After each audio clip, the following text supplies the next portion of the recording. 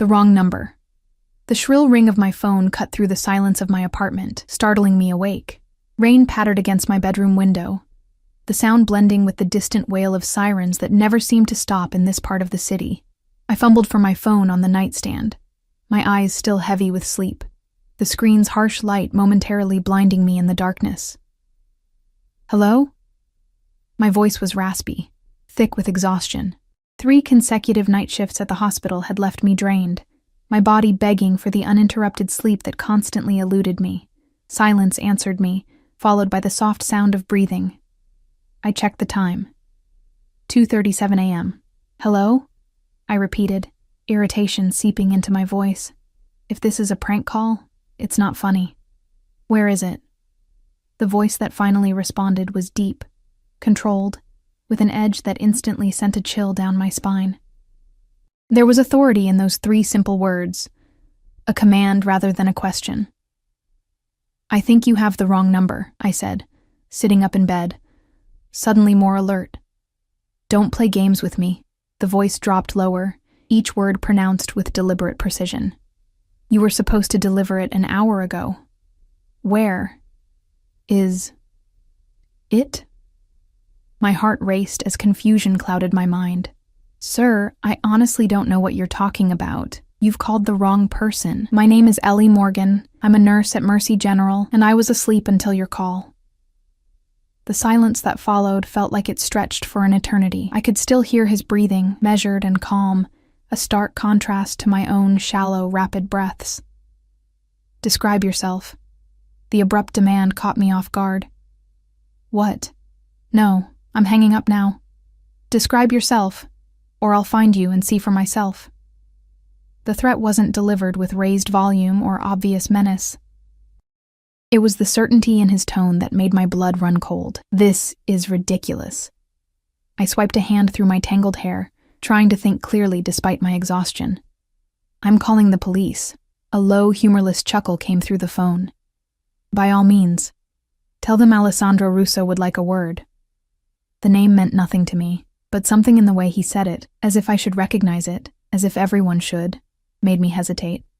Look, I don't know who you are or what you want, but dark hair or light? I blinked, thrown by the interruption. What? Your hair, Ellie Morgan. Is it dark or light? I shouldn't have answered. Every instinct screamed at me to hang up, to block this number, to forget this bizarre middle-of-the-night conversation. Instead, bewildered and still half asleep, I said, dark, brown. Look, please stop. Eye color? This is harassment. Eye color. Not a question anymore. Green. The word escaped before I could stop it. Please, just leave me alone. I heard muffled voices in the background, as if he'd covered the phone to speak to someone else. When he returned, his voice had changed. Softer, almost thoughtful. You truly have no idea who I am or what I'm talking about, do you? Relief flooded through me. No, I don't. This is a wrong number. I'm sorry if you're looking for someone else, but I can't help you. Another pause. Interesting. The word lingered between us, loaded with meaning I couldn't decipher. I apologize for disturbing your sleep, Ellie Morgan, nurse at Mercy General. Sleep well. The call ended, and I sat motionless in my bed, clutching my phone, staring at the darkened screen. Outside, the rain intensified, drumming against the window in an erratic rhythm that matched my heartbeat.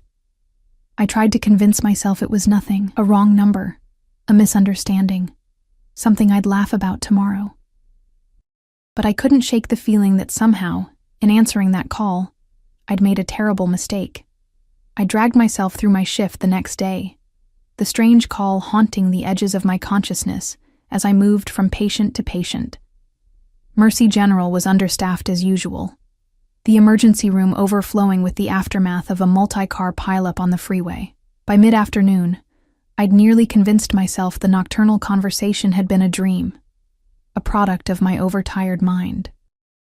"You look like hell warmed over," remarked Tracy, another nurse who'd been working at Mercy since before I was born.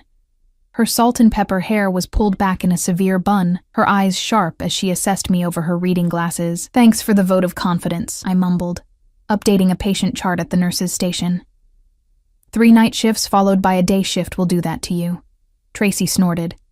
When I was your age, I worked doubles for a week straight during the '99 flu epidemic. You kids have no stamina. I didn't bother arguing. Tracy's work ethic was legendary, as was her complete lack of sympathy for what she called millennial fragility. There's a delivery for you at reception, she said, handing me another chart. Bed 4 needs their dressing changed.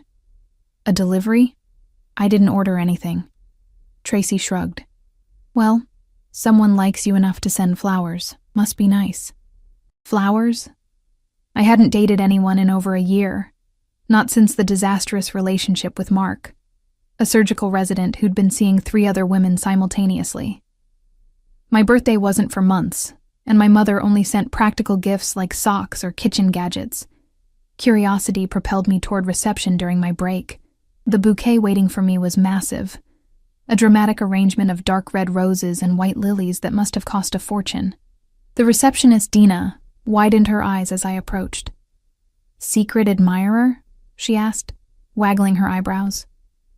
Must be a mistake, I said, looking for a card.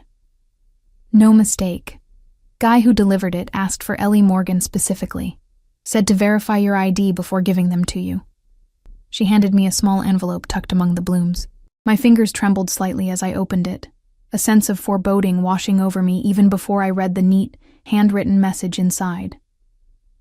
Wrong numbers sometimes lead to the right connections. Looking forward to making yours. The card had no contact information, no further explanation, just that cryptic message and an initial. Alessandro. It had to be from the man who'd called me last night. Who delivered these? I asked Dina, trying to keep my voice steady. Some delivery service I've never seen before. Guy in a suit. Looked expensive. She leaned forward, lowering her voice. Cute, too, in a scary kind of way. Built like a bouncer. Did he say anything else? Nope. Just waited while I checked you were on shift, then left. She studied my face. You okay, Ellie? You look like you've seen a ghost. I'm fine, just surprised. I forced a smile. Would you mind keeping these at reception until my shift ends? They're too big for the break room. As I walked back to the ER, my mind raced. How had he found out where I worked? I'd mentioned Mercy General during our brief conversation, but that didn't explain how he'd discovered my full name or shift schedule. The thought sent a chill through me despite the hospital's perpetually overheated corridors. For the rest of my shift, I found myself glancing over my shoulder, studying the faces of visitors more carefully than usual, jumping whenever someone called my name. By the time I clocked out at 8 p.m., my nerves were frayed. I debated leaving the flowers behind, but ultimately decided to take them. Something about abandoning them felt like it would be perceived as rejection. And though I couldn't explain why, that possibility frightened me more than accepting them. The hospital parking garage was dimly lit as always, despite numerous staff complaints about safety. I clutched my pepper spray keychain in one hand, the unwieldy flower arrangement in the other, and hurried toward my aging Honda Civic parked in the far corner of level 2. I was so focused on reaching my car that I almost missed it. The black Mercedes sedan parked 2 spaces away from mine, its engine running, windows tinted too dark to see inside. I slowed, alarm bells ringing in my head. That spot had been empty this morning. As I approached my car, the passenger door of the Mercedes opened. I froze. Flowers clutched to my chest like a shield, pepper spray raised. A man stepped out, tall and imposing in a perfectly tailored charcoal suit. His movements were fluid, unhurried, as he straightened and turned to face me, dark hair, styled impeccably. Strong jawline, clean-shaven, and eyes, dark, penetrating eyes that seemed to look right through me. Ellie Morgan, he said, his voice instantly recognizable from the phone. It wasn't a question. I took a step back. How did you find me? A slight smile played at the corners of his mouth, though it didn't reach his eyes. Finding people is rarely difficult with the right resources. What do you want? To apologize properly for disturbing your sleep, and to satisfy my curiosity. He leaned against the car, hands in his pockets, the picture of casual confidence. Yet there was nothing casual about the intensity of his gaze, or the way another man, large, with the unmistakable bulge of a shoulder holster beneath his jacket, stood vigilantly beside the driver's door. I clutched the pepper spray tighter. Curiosity about what? About what kind of woman answers a wrong number at 2:37 in the morning and proceeds to engage in conversation with a complete stranger. He tilted his head slightly. Most would have hung up immediately. I was half asleep, I said defensively, and I'm a nurse. Answering calls at odd hours is part of my job. Ah, yes, the caretaker, always putting others first. He studied me for a moment. The flowers. Do they meet your approval? I glanced down at the bouquet, its heavy perfume filling the space between us. They're extravagant and unnecessary. I disagree. Beauty should be acknowledged with beauty. The compliment, delivered so matter-of-factly, caught me off guard. I shifted uncomfortably. Look, Mr. Alessandro, he corrected. Alessandro Russo. Mr. Russo, I continued firmly. I don't know what you want from me, but this. Finding out where I work, waiting for me in a parking garage. This is stalking. It's illegal and terrifying. Something darkened in his expression. I assure you, if I wanted to terrify you, there are far more effective methods at my disposal. A chill ran down my spine. That sounds like a threat. Merely an observation. He straightened, taking a step toward me. I instinctively stepped back, and he paused, seeming to reconsider his approach. I've made you uncomfortable. That wasn't my intention. What was your intention? He studied me for a long moment before answering. To meet the woman with the voice that's been echoing in my head all day. To see if her eyes were truly as green as emeralds, as I imagined. Despite my fear, heat rushed to my cheeks. Well, now you've seen me. Mystery solved. Please leave me alone. What if I don't want to? The question hung in the air between us, loaded with implications. Before I could formulate a response, the man by the driver's door spoke quietly but urgently. Boss, we've got company. Security patrol coming this way. Alessandro's expression remained unchanged, but I sensed a shift in his posture, a nearly imperceptible tensing. It seems our conversation will have to continue another time. He reached into his jacket pocket and withdrew a business card, holding it out to me. My private number. Should you ever find yourself in need of assistance? I made no move to take it. I won't be calling. That ghost of a smile returned. We'll see.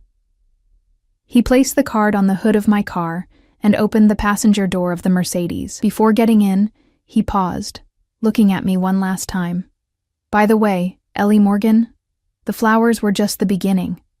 From now on, you're mine. The door closed with a soft thud, and the Mercedes pulled away smoothly, disappearing down the ramp as a security vehicle turned the corner. I stood frozen, his words ringing in my ears, the card on my car seeming to burn with an invisible heat. From now on, you're mine.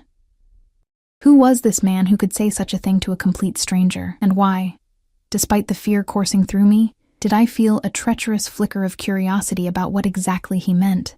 With shaking hands, I picked up the card, intending to throw it away. Instead, I found myself slipping it into my pocket before unlocking my car and placing the flowers carefully on the passenger seat.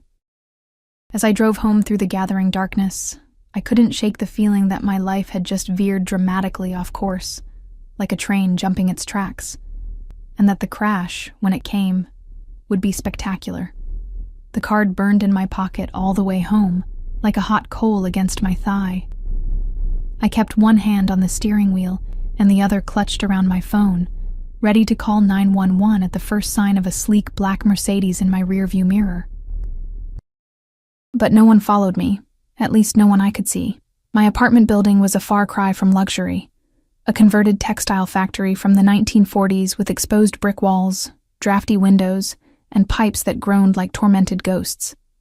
But the rent was affordable on a nurse's salary, and the massive windows flooded my small space with light during the day. At night, though, those same windows made me feel exposed, visible to anyone who might be watching from the darkness outside. I triple-checked the locks on my door before setting the flowers on my kitchen counter.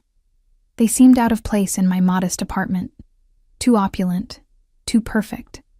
like Alessandro himself had seemed against the dingy backdrop of the hospital parking garage. "From now on, you're mine." The words replayed in my mind as I changed out of my scrubs and into sweatpants and an oversized t-shirt. What kind of man said something like that to a woman he'd just met? A dangerous man. A powerful man. A man used to getting exactly what he wanted. Alessandro Russo.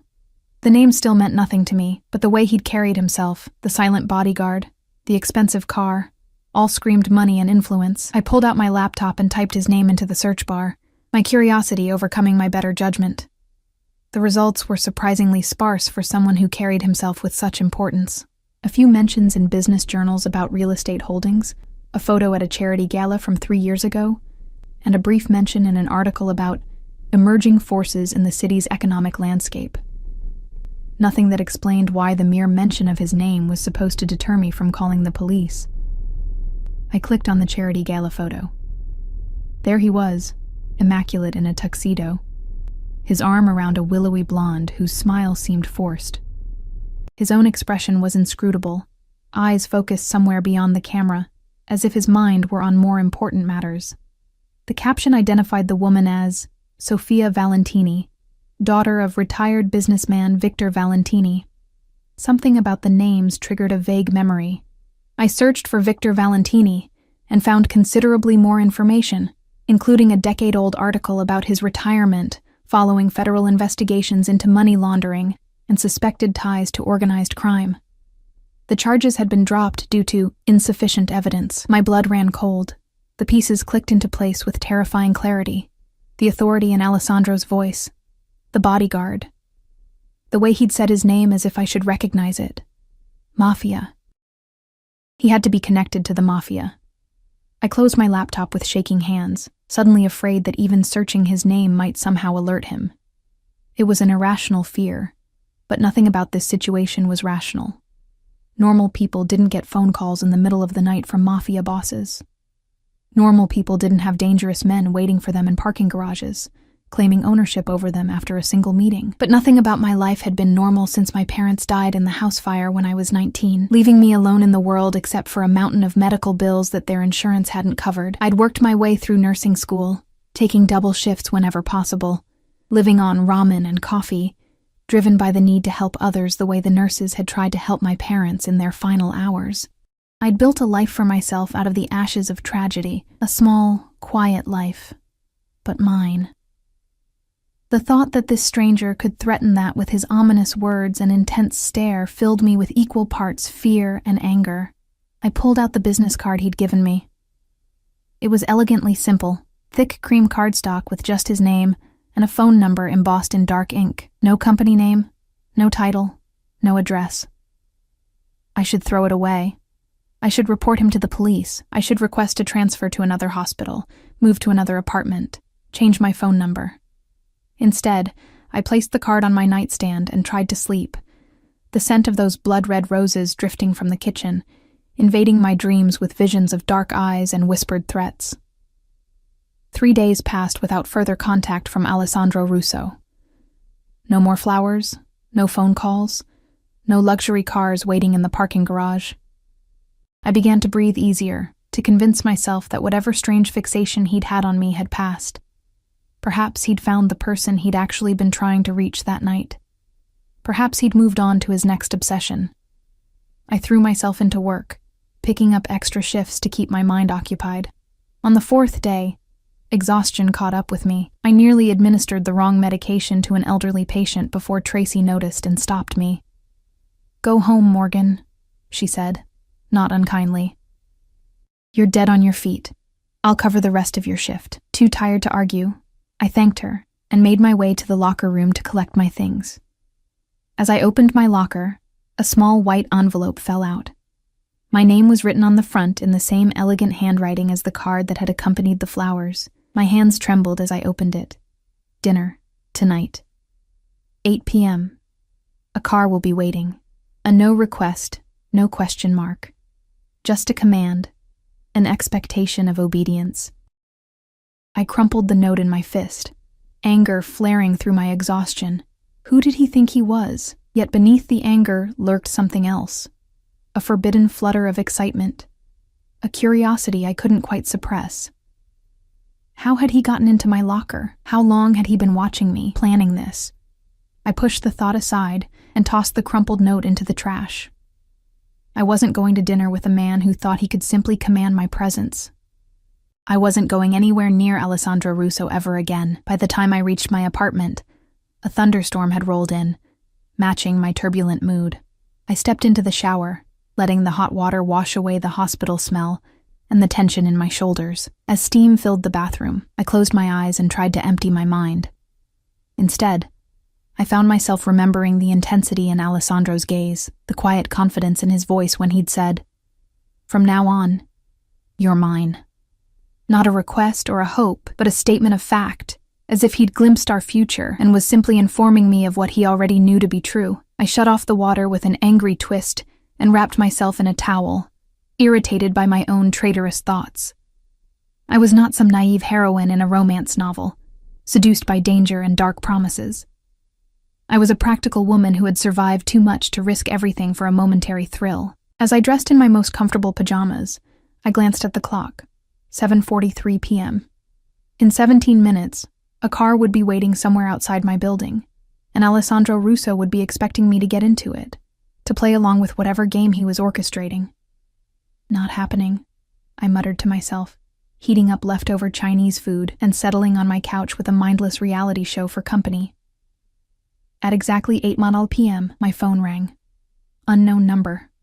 I let it go to voicemail. It rang again immediately after. Again, I ignored it.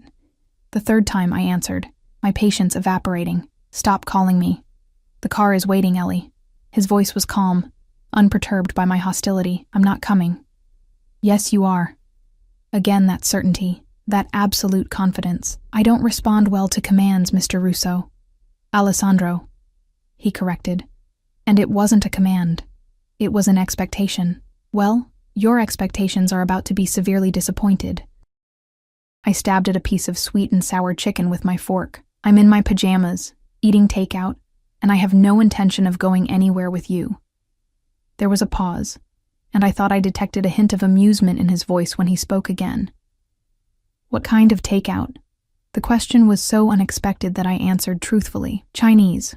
From Golden Dragon on 9th. Their dumplings are atrocious. The chef doesn't use enough ginger." I blinked in surprise. "You've eaten at Golden Dragon?" A soft laugh. "I make it a point to know my city, Ellie. Every restaurant, every street corner, every hidden gem and disappointing tourist trap." "Is that how you found me? Because you know your city?" "No. Finding you required more specialized resources." A chill ran through me despite the warmth of my apartment. "That's not reassuring. It wasn't meant to be." He paused. "I had hoped to discuss this over dinner, but since you've chosen to defy my invitation..." "It wasn't an invitation. It was a summons. I suppose I'll have to be direct." He continued as if I hadn't interrupted. "The night you answered my call, I was expecting to hear from someone else. Someone who had stolen something extremely valuable from me." I set down my fork, suddenly alert. "I told you, I don't know anything about..." "I believe you," he said, cutting me off. "What I find curious is that your phone number is just one digit different from his. That kind of coincidence makes me suspicious." "It's just a coincidence," I insisted.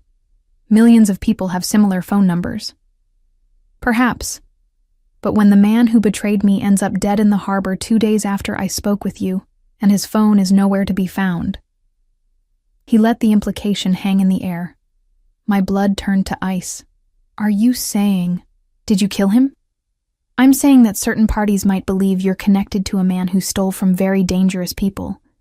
People who might not be as discerning as I am." I stood up, moving to the window to peer through the blinds at the street below. Rain lashed against the glass, blurring the view. "Are you threatening me?" "On the contrary, I'm offering you protection." I let out a humorless laugh. "Protection from what? From whom? From you and your dangerous friends?"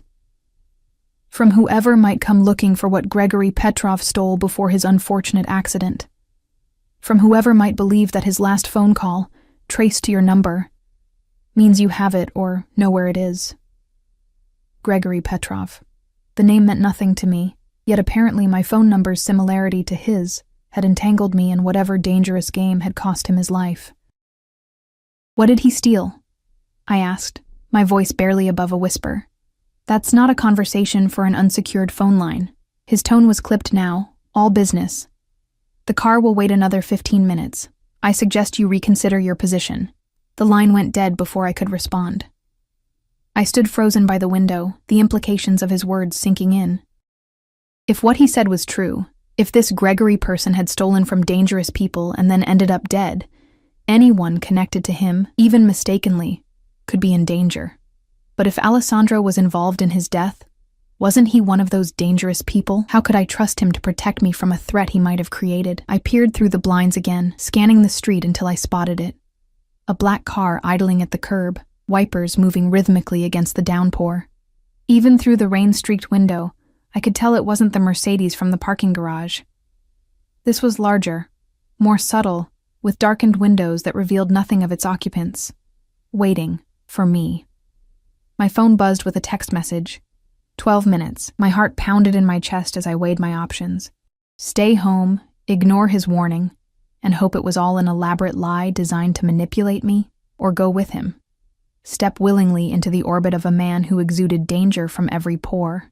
Neither choice felt safe, but at least if I went with him, I might get some answers. With a muttered curse, I threw open my closet and grabbed the first decent outfit I could find. Black jeans, an emerald green sweater that my mother always said brought out my eyes, and ankle boots. I pulled my damp hair into a hasty ponytail, applied minimal makeup, and grabbed my phone and keys. Another text arrived as I was locking my door. 5 minutes. I took the stairs instead of waiting for the ancient elevator, my mind racing faster than my feet. What was I doing? This was madness. I should call the police, report everything, the strange call, the flowers, the note in my locker, the ominous warnings about a dead man whose number was similar to mine. But what proof did I have?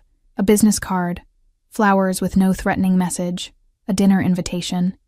Nothing illegal, nothing that couldn't be explained away as the actions of an interested man, perhaps overeager but not criminal. And if Alessandro Russo was what I suspected, a man with connections to organized crime, would the police even be able to protect me, or would involving them only put me in more danger? I pushed through the lobby doors and into the rain, pulling my jacket tight around me. The black car sat exactly where I'd seen it from my window, engine running, a dark silhouette visible behind the wheel. As I approached, the rear door opened from inside. I hesitated, rain soaking through my clothes, plastering my hair to my face despite my hood. "Ms. Morgan." The driver had stepped out, holding an umbrella over me, the same man who'd been guarding Alessandro's car in the parking garage. "Mr. Russo is waiting." I looked past him into the darkness of the car's interior. Once I stepped inside, there would be no turning back. I would be acknowledging something I didn't fully understand, agreeing to rules I hadn't been told. "If I get in this car," I said, my voice steadier than I felt, "I want your word that I'll be brought home safely tonight." The driver's expression remained impassive. "Mr. Russo gives you his personal guarantee of your safety." It wasn't the reassurance I wanted, but it was all I was going to get. Taking a deep breath, I ducked into the car, the door closing behind me with a soft, expensive-sounding thud. The interior was dark, illuminated only by the soft glow of the city lights filtering through rain-streaked windows. And there he was, Alessandro Russo, seated across from me, his face half in shadow, watching me with those intense eyes that seemed to miss nothing. "You came," he said simply, as if he'd never doubted I would. "You didn't leave me much choice." I tried to keep my voice level, to hide the trembling of my hands by clasping them tightly in my lap. His lips curved into that same ghost of a smile I'd seen in the parking garage. "There's always a choice, Ellie. You've just made your first one." The car pulled away from the curb, carrying me into the rainy night and deeper into Alessandro Russo's world. I couldn't shake the feeling that I'd just stepped into a beautiful, gilded cage, and that the man sitting across from me held the only key. The car glided through rain-slicked streets, the silence inside broken only by the rhythmic sweep of wipers against glass. Alessandro watched me with unsettling intensity, as if cataloging every detail of my appearance. I fought the urge to fidget under his gaze. "You look different with your hair up," he finally said. I touched my hasty ponytail self-consciously. I had 5 minutes to get ready. It wasn't a criticism. His eyes lingered on my exposed neck before returning to my face. "Green suits you. Brings out your eyes, as I suspected it would." The compliment made me uncomfortable, not because it was unwelcome, but because of how it made something flutter in my chest despite my fear. I changed the subject abruptly. "Where are we going?" "Somewhere private, somewhere safe." "Those aren't always the same thing," I pointed out. A smile played at the corners of his mouth. "Perceptive. But in this case they are." The car turned onto the highway, heading toward the wealthier northern suburbs. Rain hammered against the roof, creating a cocoon of sound that made this strange journey feel even more surreal. "Tell me about Gregory Petrov," I said, determined to keep the conversation on the reason I was here. "You said he stole something from you." Alessandro's expression hardened, not from me specifically, from an associate. But the distinction is irrelevant now. "Because he's dead." "Yes." The bluntness of his answer chilled me. "Did you kill him?" "Would it matter if I did?" "Of course it would matter," I exclaimed, anger momentarily overriding my fear. "I'm sitting in a car with you. I deserve to know if you're a murderer." He studied me for a long moment, his face unreadable in the shifting shadows. "I didn't kill Gregory Petrov. But I can't say I mourned his passing. What did he steal that was so important?" "Information. The kind that could destroy lives."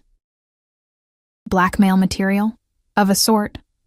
He reached into an interior compartment and withdrew a crystal decanter and 2 glasses. "Drink?" I shook my head. "I want to keep my wits about me." That ghost of a smile appeared again. "Smart girl." "I'm not a girl. I'm 30 years old." "A woman, then." He poured himself a measure of amber liquid.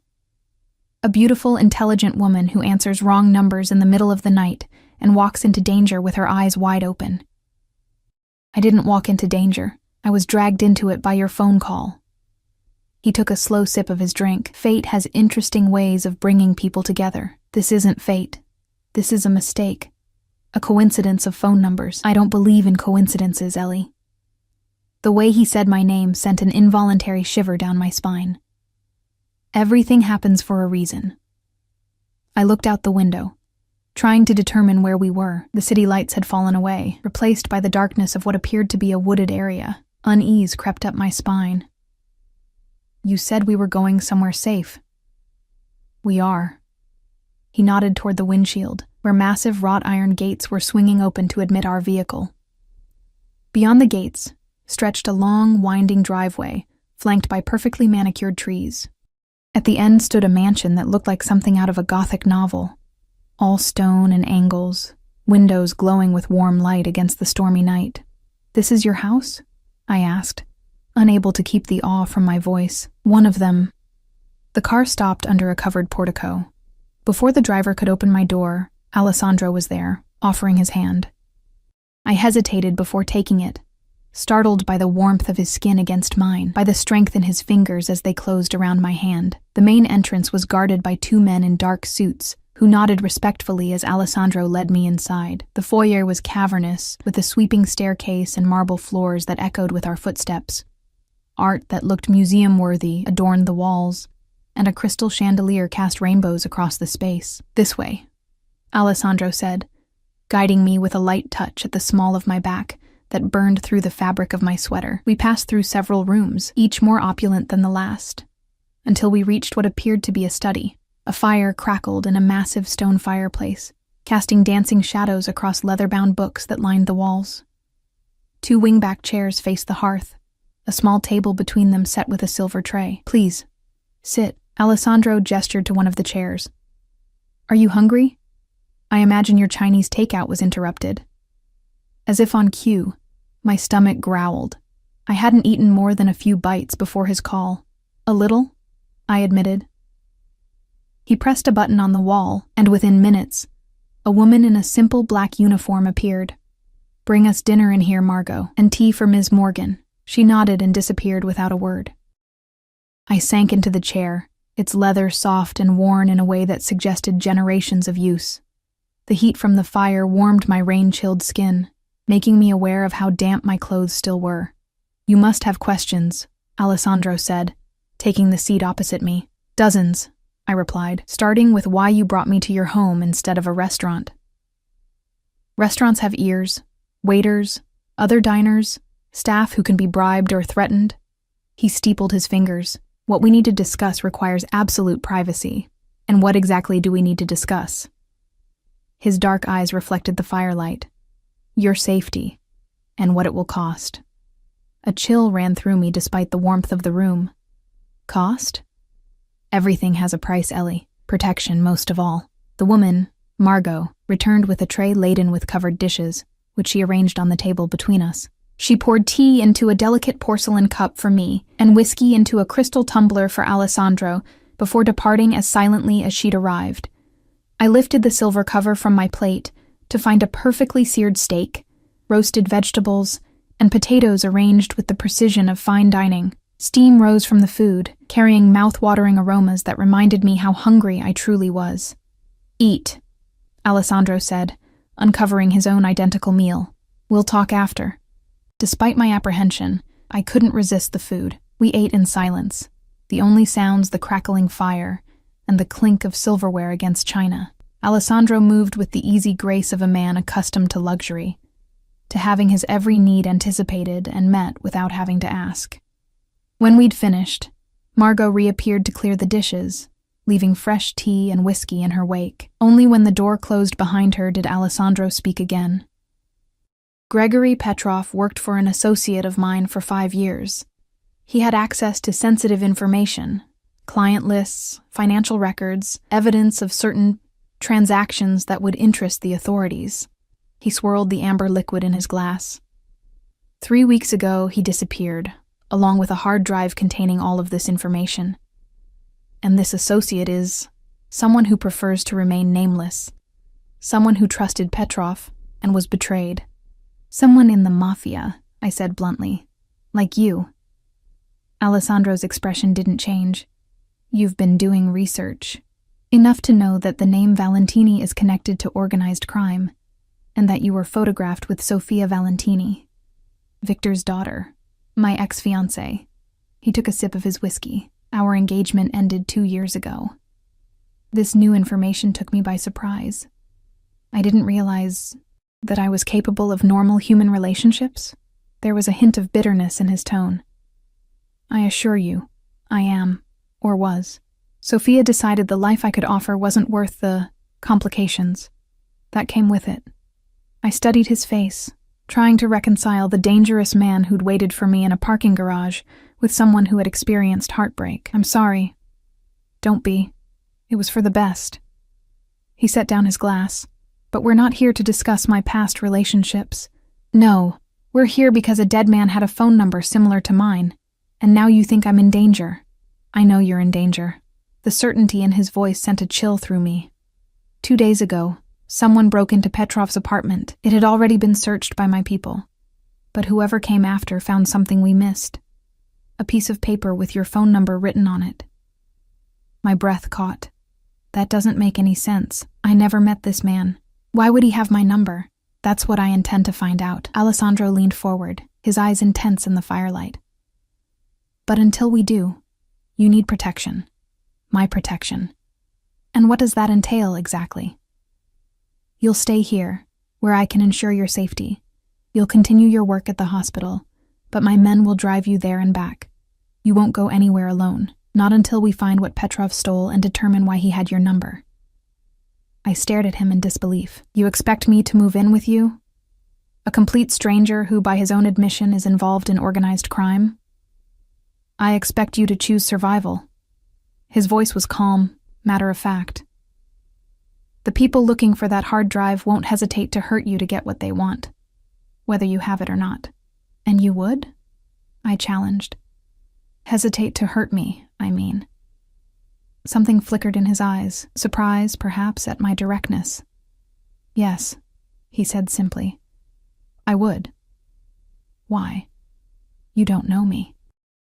I know enough. He stood abruptly, moving to a desk in the corner of the room. From a drawer, he withdrew a folder, which he handed to me. "See for yourself." With trembling fingers, I opened it. Inside was what appeared to be a dossier on me. My birth certificate, college transcripts, employment records, medical history, even photos of me at various ages. The most recent was from just last week, showing me leaving my apartment building in the early morning, coffee cup in hand, unaware of being watched. Horror and violation washed over me. "How dare you?" I whispered, closing the folder and shoving it away from me.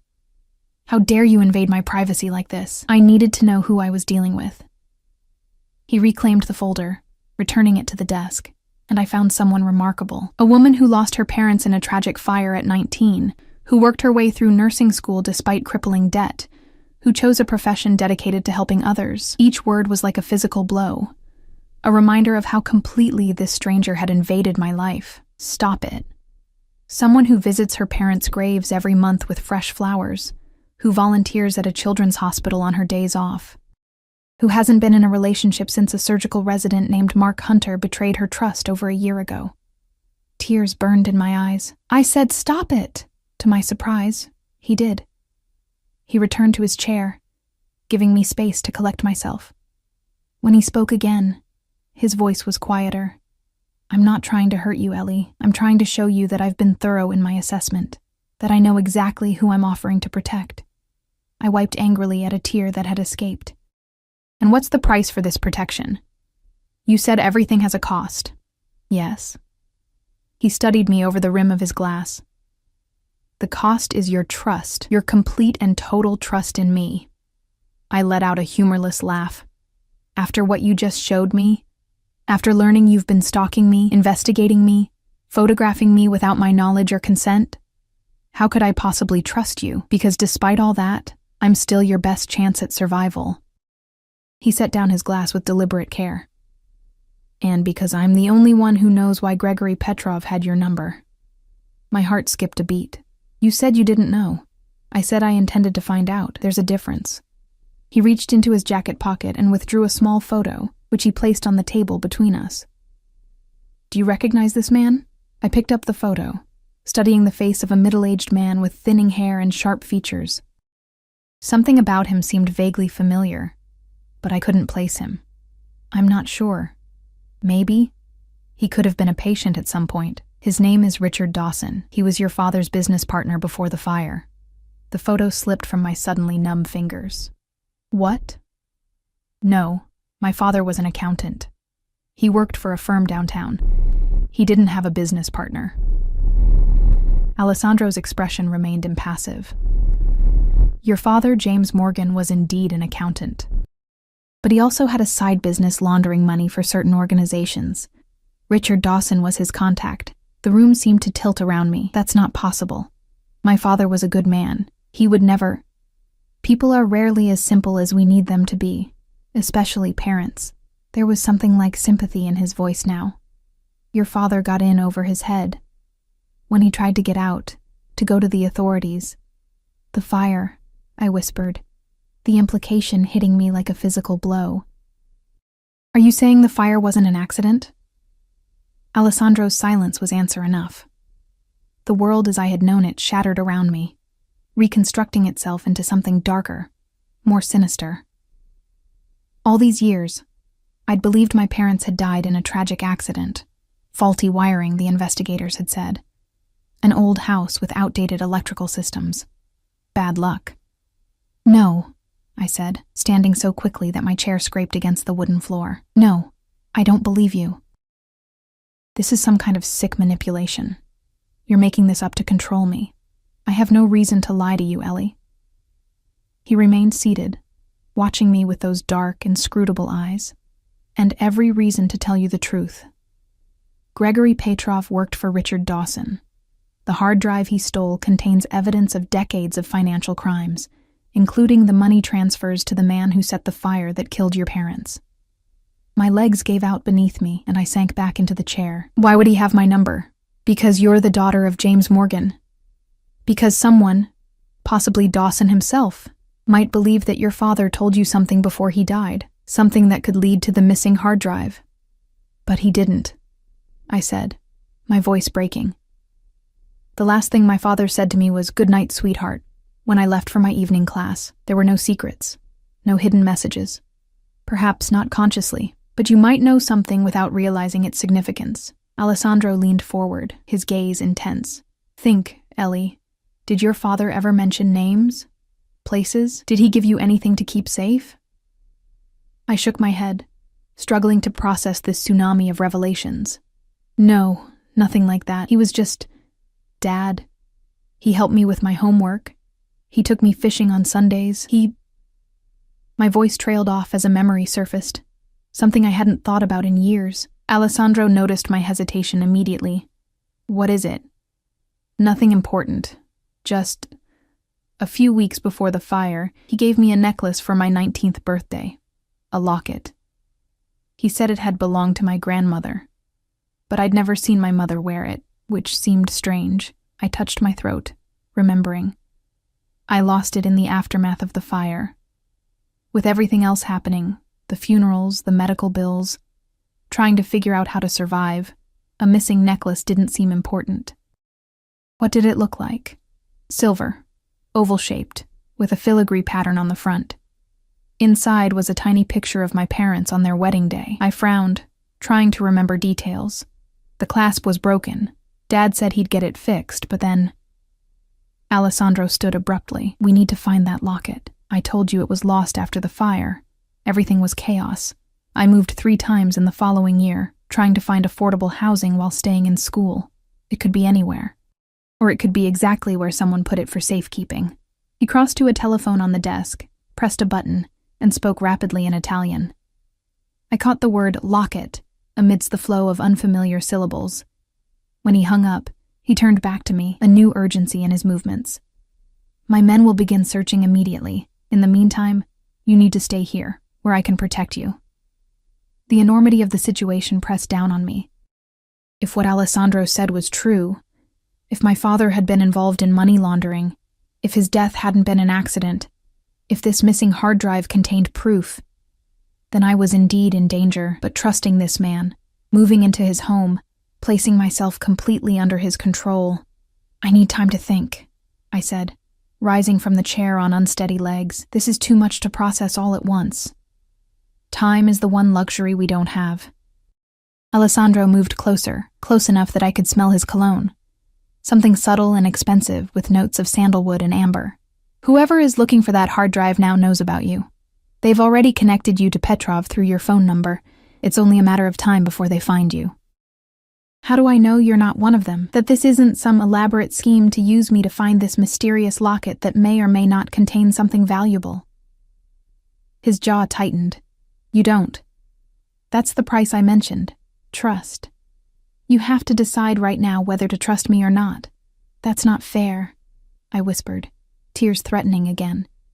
You've had weeks to investigate me, to learn everything about me. I've known you for less than a week. Life isn't fair, Ellie. He reached out, gently brushing a tear from my cheek with his thumb. The simple touch sent electricity through me, confusing and unwelcome. If it were, your parents would still be alive, and we would never have met. I pulled away from his touch, needing space to think clearly. If I stay here, I need guarantees. I keep my job. I come and go as I please, with your security if necessary.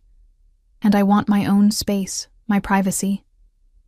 All reasonable requests, he nodded. Though I must insist on approving your movements in advance, for security purposes. And when this is over, when you find what you're looking for, I get my life back, completely. You disappear from it as if you never existed. Something flickered in his eyes then, a darkness, a possessiveness that made my breath catch. Is that truly what you want? Before I could answer, the study door burst open. The driver who had brought us here rushed in, his normally impassive face tight with urgency.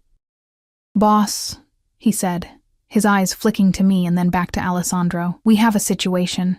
Your apartment in the city, it's been compromised. Alessandro's entire demeanor changed in an instant, a predatory stillness coming over him. Explain. The security system was disabled 7 minutes ago. Team 2 responded and found signs of forced entry. The place has been torn apart. Casualties? None of ours. There's a body. Male, approximately 35, single gunshot wound to the head. Not one of the usual players. ID says Robert Collins, but we're checking if it's legitimate. The name meant nothing to me, but Alessandro's expression darkened further. Facial recognition? Running now. Preliminary results suggest a connection to the Kazan group. Alessandro swore under his breath in what sounded like Italian. Lock down the estate. Double the perimeter guards. No one enters or leaves without my direct authorization. He turned to me, his expression grim. It seems your decision has been made for you. They're moving faster than I anticipated.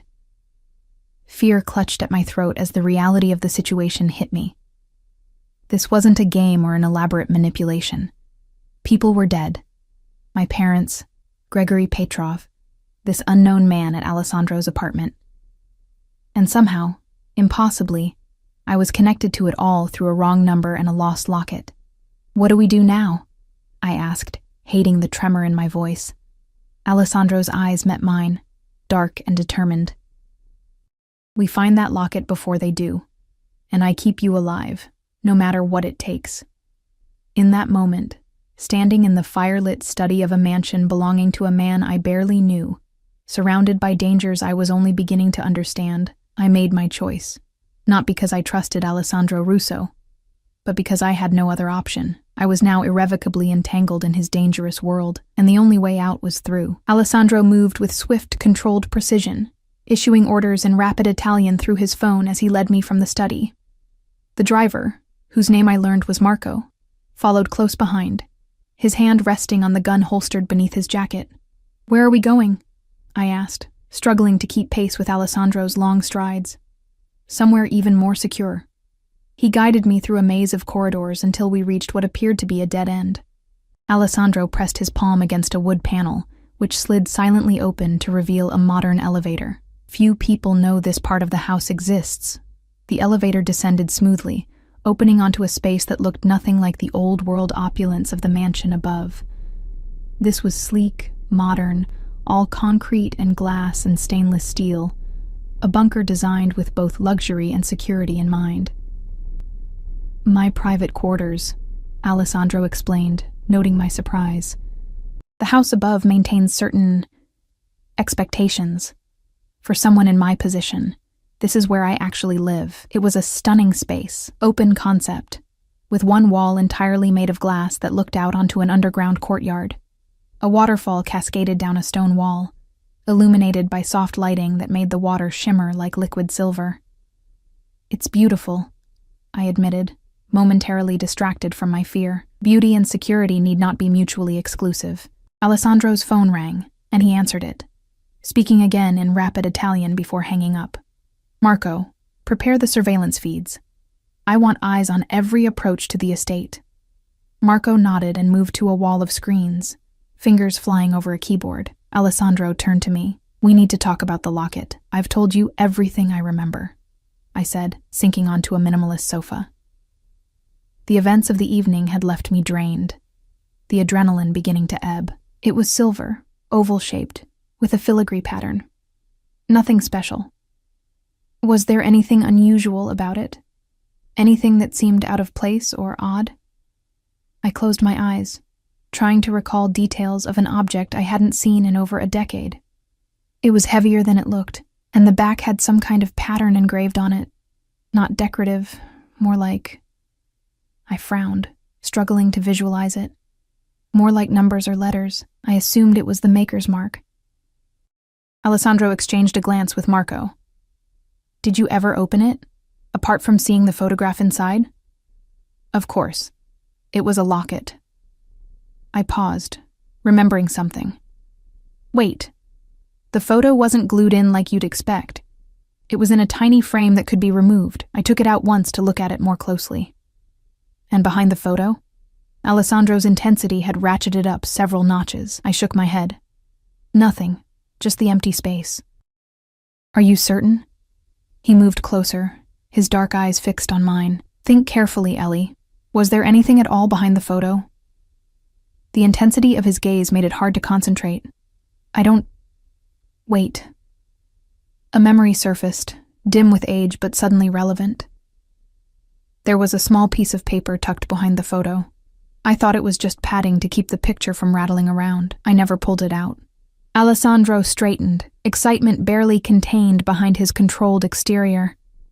That could be it. Your father may have hidden account numbers, passwords, or coordinates on that paper. He turned to Marco. Expand the search parameters.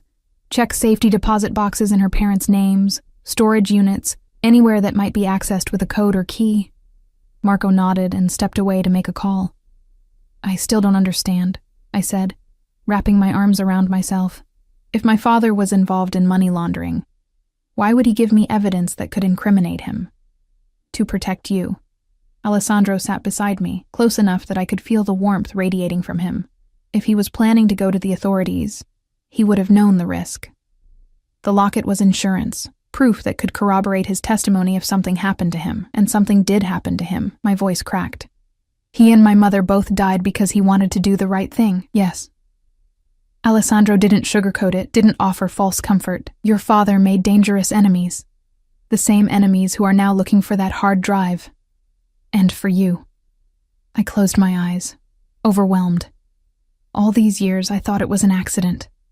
Random, senseless bad luck. Would knowing the truth have changed anything?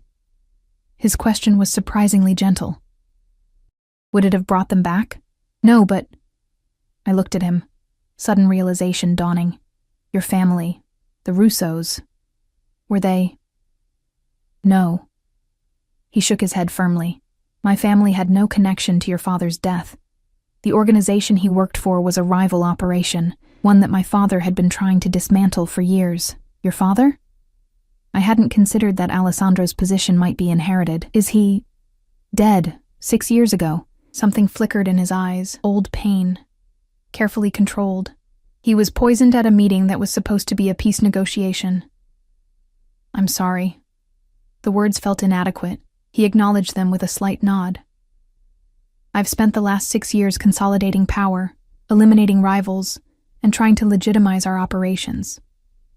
The evidence on that hard drive would help me finish what my father started, dismantling the very organization responsible for your parents' deaths. The irony wasn't lost on me, so we both want the same thing, for different reasons.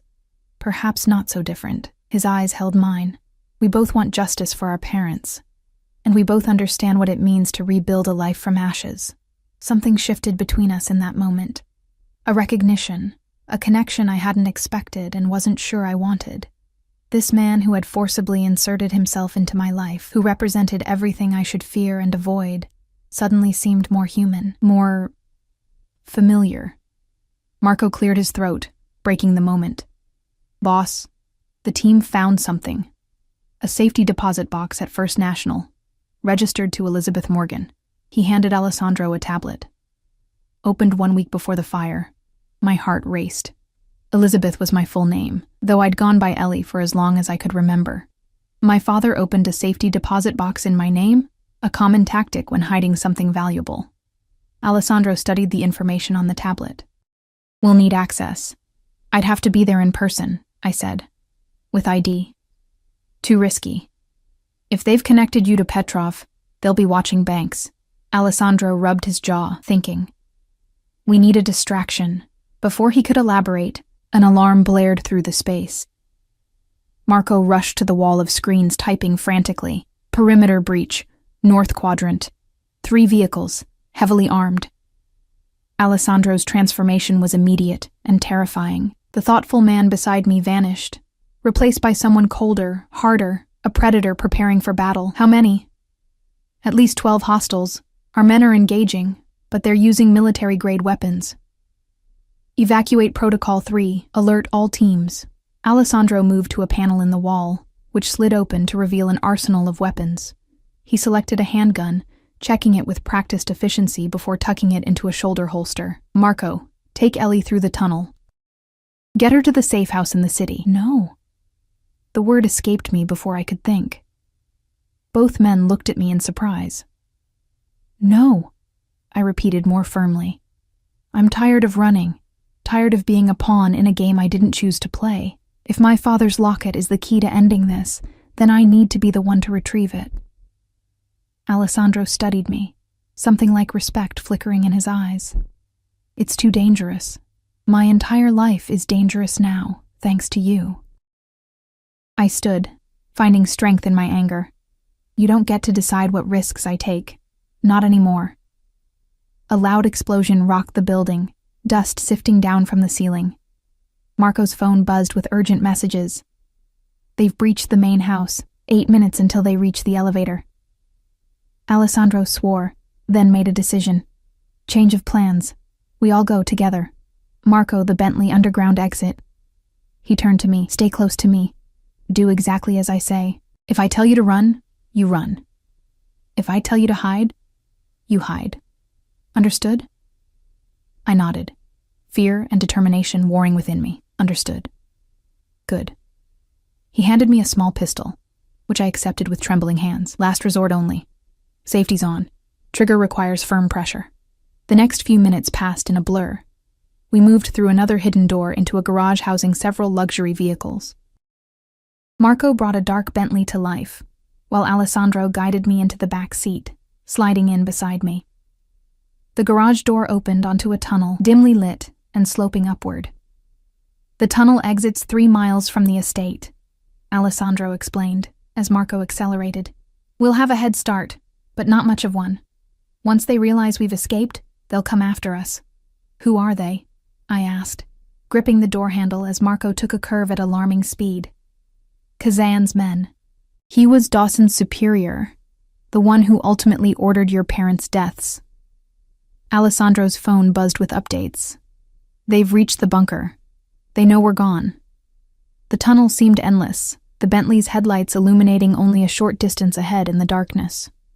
My mind raced, trying to process everything that had happened in the past few hours. My entire understanding of my life, my parents, had been upended.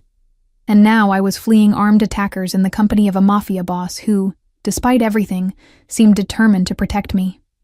Finally, the tunnel ended, opening onto a deserted rural road. Marco extinguished the headlights, navigating by moonlight until we reached a main highway. Only then did he turn them back on, merging seamlessly with the sparse late-night traffic. Where are we going? I asked. The bank first, Alessandro decided. They won't expect us to go there directly. They'll assume we're running, not advancing. It's nearly midnight, I pointed out. The bank won't be open. Alessandro's smile held no humor. For me, it will be. True to his word, when we arrived at the First National Bank downtown, a nervous-looking man in a rumpled suit was waiting by the service entrance. He led us quickly through dark corridors to the vault area, his eyes darting everywhere except at Alessandro's face. Box 1374, as requested, Mr. Russo. He fumbled with keys, unlocking a security gate. I'll give you privacy. Stay within earshot, Alessandro instructed. We won't be long. The man nodded and retreated to a discreet distance. Alessandro turned to me. It will require your ID and signature. I handed over my driver's license, trying to ignore how surreal this midnight bank visit felt. Minutes later, a large safety deposit box sat on a private table. My hand shook as I opened it. Inside was a single item, a small velvet pouch. I tipped its contents onto the table, and there it was. The silver locket, exactly as I remembered it. Oval-shaped, with delicate filigree work on the front, and what I now recognized as numbers engraved on the back. Coordinates, Alessandro murmured, examining the back. And what appears to be a date. With trembling fingers, I opened the locket. The small photograph of my parents was still there, as vibrant as the day it was taken. I carefully removed the tiny frame, revealing a folded piece of paper behind it. Alessandro watched intently as I unfolded it. The paper contained a string of letters and numbers, written in my father's distinctive handwriting, followed by a brief message. For Ellie. If you're reading this, I failed. The evidence is where we caught your first fish. Trust no one. I'm sorry. I love you, Dad. Tears blurred my vision. Alessandro gently took the paper, studying the code. This could be an account number, possibly offshore. And the message. Do you know what it means? Where you caught your first fish. Through my tears, I nodded. Lake Sherwood. We had a small cabin there when I was a child. It's been years since I've been back. That's our next destination. Alessandro carefully refolded the paper and handed it back to me. Keep it safe. I tucked it into my pocket, along with the locket, which I fastened around my neck. Its weight felt both foreign and familiar, a tangible connection to my father and the secrets he'd tried to protect me from. As we left the bank, Marco tensed, his hand moving to his weapon. "Boss, we've got a tail. Black SUV, 2 cars back." Alessandro's reaction was immediate. "Change of plans. Marco, head for the docks. We'll take the boat to the lake." He turned to me. "The cabin. How far is it from the water?" "Right on the shore," I said. "We had a private dock." "Good." His arm went around me protectively as we hurried back to the Bentley. "Stay down once we're in the car." The drive to the docks was a nightmare of squealing tires and sudden turns as Marco attempted to lose our pursuers. Alessandro remained outwardly calm, issuing directions to Marco and occasionally checking the weapons he had brought. I crouched on the floor of the back seat, the locket clutched in my hand, my father's final message repeating in my mind. Trust no one. Had he meant Alessandro? Was I making a fatal mistake by leading him to the cabin, to whatever my father had hidden there? But if not Alessandro, who could I trust? The people pursuing us had killed my parents, had killed Gregory Petrov, would kill me without hesitation if they caught me. At least Alessandro had shown a desire to keep me alive, even if his motives weren't entirely altruistic. The car screeched to a halt. "We're here," Alessandro announced. "Stay close." The docks were deserted at this hour, the boats moored there rocking gently in the light chop. Alessandro led us to a sleek yacht, unlocking it with a key from his pocket. "You own a yacht?" I couldn't keep the surprise from my voice. "Several," he replied, helping me aboard. "This one is the fastest." Marco took the helm while Alessandro secured the doors and windows. Within minutes, we were moving away from the dock, accelerating toward the open water. "Lake Sherwood is 30 miles north," I said, trying to orient myself. "We should be able to reach it in about—" The crack of gunfire interrupted me. A bullet shattered one of the yacht's windows, sending glass flying. Alessandro pushed me down, shielding me with his body. "They're behind us," Marco called. "Speedboat, closing fast. Can we outrun them?" Alessandro asked, still covering me. "Not in open water. Maybe in the Narrows, where we have the advantage of local knowledge." Alessandro's weight was both frightening and reassuring as he kept me protected. "Head for the Narrows. I'll deal with our guests." He shifted, allowing me to breathe but keeping me low. "Stay down, Ellie. Don't move from this spot." More gunfire erupted, bullets pinging off the yacht's exterior. Alessandro moved with surprising agility to a storage compartment, extracting what looked like a high-powered rifle. "Marco, cut the lights on my mark," he instructed, positioning himself by a window. 3, 2, 1, mark! The yacht plunged into darkness. Through the window, I could see the speedboat behind us, its spotlight sweeping the water, searching for us. Alessandro took aim, his breathing steady, controlled. The crack of his rifle was deafening in the enclosed space. Through the window, I saw the spotlight on the pursuing boat shatter. Alessandro fired twice more, and the speedboat's engine sputtered and died, leaving it drifting. "They're disabled," he announced, returning to me, "but we should assume they've called for backup. We need to reach the cabin quickly."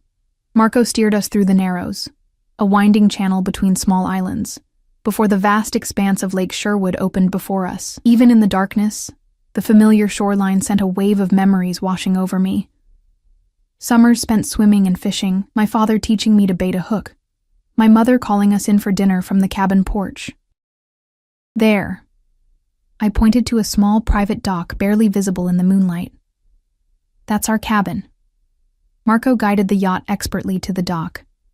Alessandro helped me onto the weathered planks, his hand firm around mine. The cabin loomed ahead, dark and silent, unchanged in the decade since I'd last seen it. "Wait here," Alessandro instructed, drawing his gun. He approached the cabin cautiously, checking windows and doors before signaling that it was clear. The door creaked as I pushed it open, memories assaulting me with each step.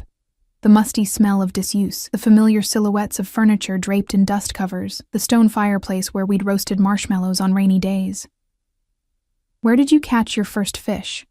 Alessandro asked, switching on a flashlight. Off the end of the dock, I replied. But he wouldn't have buried anything there. It's underwater. I moved through the cabin, trailing my fingers over dust-covered surfaces, searching for any sign of what my father might have meant. The small kitchen, the 2 bedrooms, the living area. Nothing seemed disturbed or unusual. Then I remembered. The boathouse. We kept the fishing gear there. That's where I caught my first fish.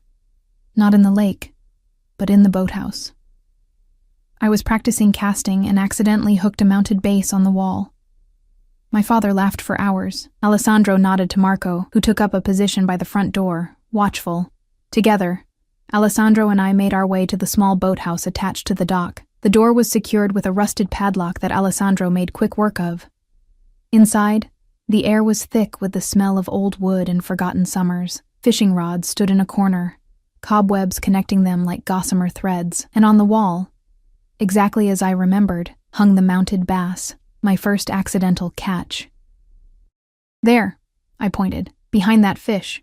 That has to be it. Alessandro lifted the heavy mount from its hook, revealing a small metal safe embedded in the wall. A combination lock secured it. The numbers on the locket, I realized, pulling it from my neck. They must be the combination. With trembling fingers, I dialed the sequence engraved on the back of the locket. The safe clicked open, revealing a waterproof case inside. I removed it, feeling the weight of whatever was contained within. Alessandro's flashlight illuminated the case as I opened it. Inside was a hard drive, sleek, black, unremarkable except for what it contained, and a sealed envelope with my name written on it in my father's handwriting. The missing hard drive, Alessandro said quietly. Petrov must have found it, then hidden it again when he realized what it contained. But how did he know about this place? About the safe? Your father must have told someone. Or perhaps Petrov followed the same trail we did. The locket, the safety deposit box, the message. I clutched the envelope, torn between the desire to read my father's last words to me and the fear of what they might contain. Before I could decide, Marco's urgent voice called from outside. "Boss, vehicles approaching, multiple headlights." Alessandro took the hard drive, securing it inside his jacket. "We need to go. Now." We hurried back to the yacht, the envelope clutched in my hand, the empty case left behind. Marco had already started the engines, the yacht thrumming with power against the dock. "Wait," I said as Alessandro prepared to cast off the lines. "There's another way. A service road through the woods connects to a highway about a mile from here. They'll expect us to leave by water." Alessandro assessed the situation quickly. "Marco, take the yacht. Lead them away from the lake, then double back to the secondary extraction point. We'll meet you there." Marco nodded, understanding the unspoken order to act as a decoy. As he pulled away from the dock, Alessandro and I slipped into the woods, following a narrow path I remembered from childhood explorations. The forest was dark, the moon providing only intermittent light through the canopy above. Alessandro moved with surprising silence for his size, one hand holding mine, the other gripping his weapon. Behind us, I heard shouting and the sound of boat engines. Our pursuers had arrived at the cabin. "They'll search the boathouse first," Alessandro murmured. "Finding the empty case will slow them down, make them wonder if we've already escaped with the drive." We continued through the woods, the path growing fainter as years of disuse had allowed nature to reclaim it. My lungs burned from exertion, fear driving me forward despite the protest of muscles unused to such activity. Finally, the trees thinned, revealing a narrow dirt road beyond. Alessandro paused, listening intently, before leading me onto it. "The highway should be that way," I pointed north, trying to orient myself in the darkness. Before we could move, headlights appeared in the distance, approaching rapidly along the dirt road.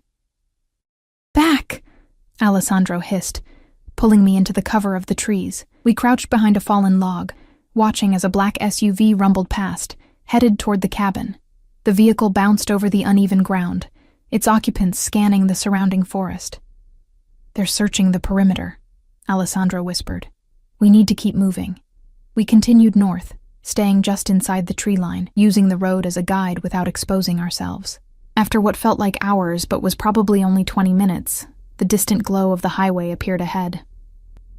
"My men will be waiting at a gas station 2 miles east," Alessandro said. If we can reach the highway without being seen, we'll make it. We were almost to the edge of the forest when the crack of a branch behind us shattered the silence. Alessandro whirled, pushing me behind him as a figure emerged from the darkness. I wondered when you'd show your face, Russo. The man who stepped forward was older, his silver hair gleaming in the moonlight, his accent vaguely Eastern European. In his hand was a gun, pointed steadily at Alessandro's chest. Always the hero, aren't you? Just like your father. Kazan. Alessandro's voice was flat, devoid of emotion. I see you still prefer to let others do the dangerous work while you arrive for the glory. The older man smiled thinly. A leader delegates, something your father never understood. His gaze shifted to me, and this must be James Morgan's daughter. The resemblance is striking. I stiffened at the mention of my father's name, spoken by the man who had ordered his death. She knows nothing, Alessandro said. This is between you and me. On the contrary, she led you right to what I've been searching for. Kazan's smile vanished. The hard drive, Russo. Hand it over and perhaps I'll allow you both to live. We both know that's a lie, Alessandro replied calmly. The moment you have what you want, we're dead. Kazan shrugged. Then you have nothing to lose by cooperating, do you? My mind raced, desperately searching for a way out. Alessandro stood between me and Kazan, his body tense, but his voice controlled. I could feel the envelope from my father crumpling in my clenched fist. If I give you the drive, Alessandro said slowly, I want your word that she walks away. She disappears, lives her life, never to be bothered by you or your organization again. Alessandro, no, I whispered, horrified by his apparent willingness to sacrifice himself. He ignored me, keeping his attention focused on Kazan. Do we have a deal? Kazan seemed to consider it. You always were soft, Russo, like your father. Sentiment is a weakness in our business. He nodded. Very well. The girl walks away, you give me the drive. A fair exchange. Swear it, Alessandro demanded. Swear on your honor, what little you have. You question my honor? Kazan's face darkened. I swear it. Now the drive. Slowly, Alessandro reached inside his jacket, extracting the hard drive. He held it up, the small device catching the moonlight. Let her go first. Kazan gestured with his gun. Girl, start walking toward the highway. Don't look back. I remained frozen, unwilling to leave Alessandro to die. He turned slightly, his eyes meeting mine, filled with an emotion I couldn't name. Go, Ellie. Live your life. Remember what I told you that first night. From now on, you're mine. No matter what happens, no matter where you go, a part of you will always belong to me. As a part of me will always belong to you. The unexpected tenderness in his voice stunned me. This wasn't just about protection or the hard drive anymore. Somehow, in the chaos of the past few days, something had changed between us, a connection forged in danger and shared purpose. I won't leave you, I said firmly. How touching, Kazan sneered. But ultimately futile. The drive, Russo. Now, or I kill her first and take it from your corpse. With deliberate slowness, Alessandro extended his arm, the hard drive in his open palm. Kazan stepped forward to take it, his gun never wavering from its aim at Alessandro's chest. In that moment, several things happened at once. A distant sound, the thrum of helicopter rotors, grew rapidly louder. Kazan's attention shifted momentarily toward the noise, and Alessandro moved with explosive speed, knocking the gun aside as it discharged, the bullet whizzing harmlessly into the trees. The two men grappled, falling to the ground in a desperate struggle for the weapon. I stood paralyzed, the father's envelope still clutched in my hand, as the sounds of their fight filled the clearing. A second shot rang out. Both men went still. Alessandro! I rushed forward, terrified of what I would find. He rose from the ground, breathing heavily, a bloody gash across his cheekbone, but otherwise unharmed. At his feet lay Kazan, unmoving, a dark stain spreading across his chest. The helicopter was directly overhead now, a spotlight cutting through the darkness to illuminate the clearing. Alessandro took my hand, pulling me close as figures in tactical gear rappelled down, weapons at the ready. Boss. One of them acknowledged Alessandro with a nod. Perimeter secure. Marco made it to the extraction point. We have vehicles waiting on the highway. Alessandro kept his arm around me, his body still tense. Kazan. The operative checked the fallen man. Dead. A complex mix of emotions crossed Alessandro's face: satisfaction, regret, weariness. He looked down at the hard drive still clutched in his hand, then at me. "It's over," he said softly. "Or it can be, if that's what you want." I stared at him, struggling to process everything that had happened. "What do you mean?" "I made you a promise. When this was over, you could have your life back. I would disappear as if I never existed." His dark eyes held mine. "Is that still what you want?" Before I could answer, I remembered the envelope in my hand. My father's last words to me. With trembling fingers, I broke the seal and unfolded the letter inside, reading by the harsh light of the helicopter's spotlight. "My dearest Ellie, if you're reading this, then my attempts to make things right have failed. I've made terrible mistakes, trusted the wrong people, and now those mistakes threaten to destroy the only thing that truly matters to me, you. The evidence on the drive will expose Kazan and his entire organization, including Richard Dawson, my former partner. I was blind to what they were really doing until it was too late. When I discovered the truth, that they were using my accounting skills to launder money for human trafficking, drugs, and weapons, I knew I had to stop them. I've hidden the drive, where only you would think to look for it. Trust no one with this information except one man, Antonio Russo, or his son, Alessandro. The Russo family has been fighting Kazan for years. They are not saints, Ellie, but they have a code, a honor that Kazan lacks. Forgive me for the danger I've put you in. Forgive me for the lies. Know that everything I did out of love for you and your mother. Find Alessandro Russo. Trust him with your life, as I would have trusted his father with mine. I love you. Always. Dad." I looked up from the letter, tears streaming down my face, to find Alessandro watching me intently. "You knew," I said. "You knew my father trusted yours." He nodded slowly. "I suspected. When Petrov stole the drive and was found with your number, I hoped it meant what I thought it did, that your father had left instructions pointing to the Russo family. Why didn't you tell me? Would you have believed me? Would you have trusted a stranger claiming your father had allied himself with another crime family?" His voice was gentle. "I needed you to make your own choice, Ellie, to decide for yourself who to trust." I looked down at my father's letter, then at the man before me, dangerous, powerful, but also the man who had protected me, who had offered to sacrifice himself for me. The man my father had trusted. "What happens now?" I asked. "With the drive? With Kazan's organization?"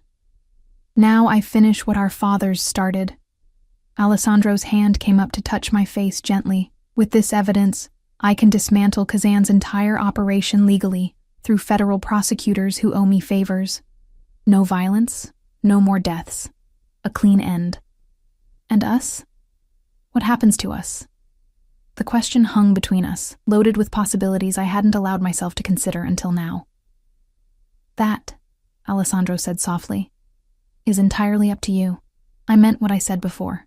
You can walk away, return to your life, never see me again. Or, I prompted when he hesitated, "or you can choose a different path." With me, his thumb brushed away a tear on my cheek. "I won't pretend it would be simple. My world is complicated, dangerous at times, but I would protect you with my life. And perhaps together, we could build something neither of our fathers managed to achieve, a legacy that honors their sacrifice without repeating their mistakes." I thought of my quiet life as a nurse, the small apartment, the routine that had defined my existence since my parents' death.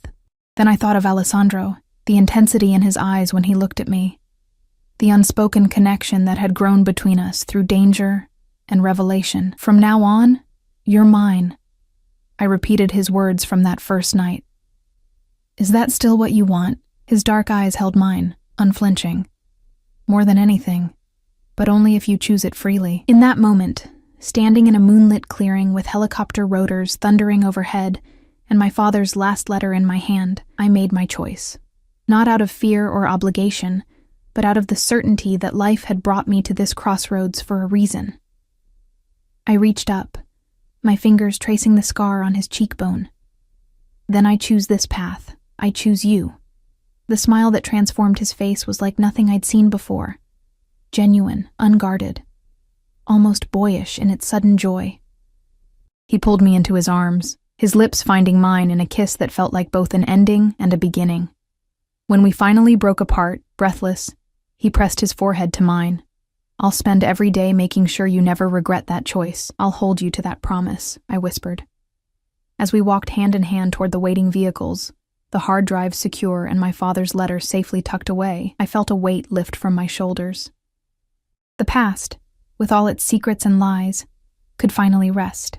The future, uncertain as it might be, held possibilities I was ready to explore. I had answered a wrong number and found my destiny. Alessandro had claimed me as his, and now, against all odds, I had claimed him in return. From now on, we belonged to each other. And that was a beginning worth all the danger we had endured to reach it.